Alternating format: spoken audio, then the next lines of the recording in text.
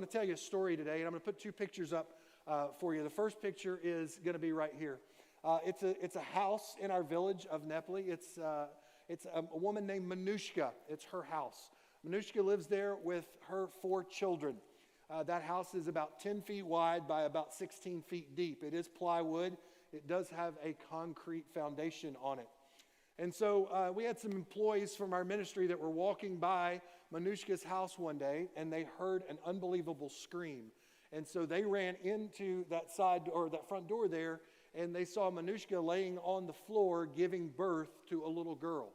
And so they ran to help her, and as they got there, they did everything they could, and they helped deliver the baby. One of our employees actually found an old discarded razor blade and was able to cut the umbilical cord. They helped this woman deliver the baby, and they took it and they wrapped it up and they handed it to Mom, and immediately she folded her arms and said, "I don't want the baby." And they said, "You got to take the baby." And she said, "I don't want the baby." What we found out since then is she has tried 4 different times to abort her baby.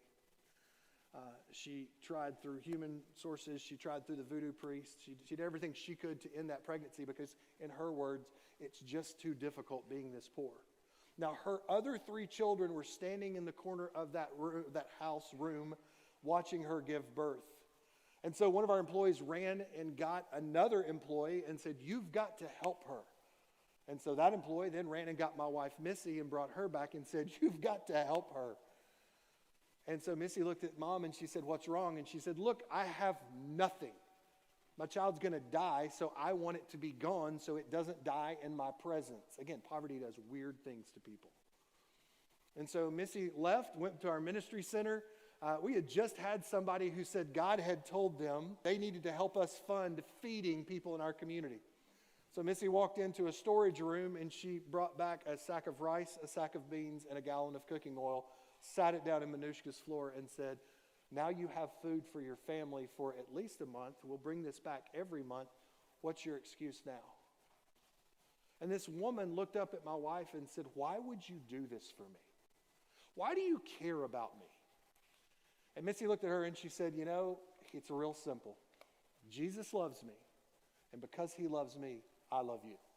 And they left, and we really didn't know what to expect. Well, the next day, Manushka took her baby to our clinic, and the baby was checked out. And again, 4 times this baby was attempted to be aborted. Go ahead and throw the pictures up of the baby if you don't mind. She's perfect. Not just healthy perfect, she's doggone good looking perfect, okay?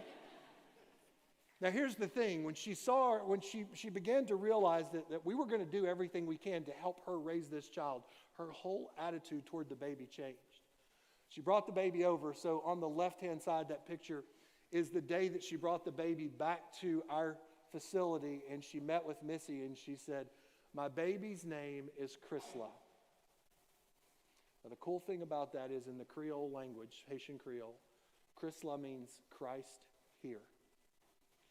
And for every day of this child's life, she will be known as Christ is here, and her mother will never be able to forget that.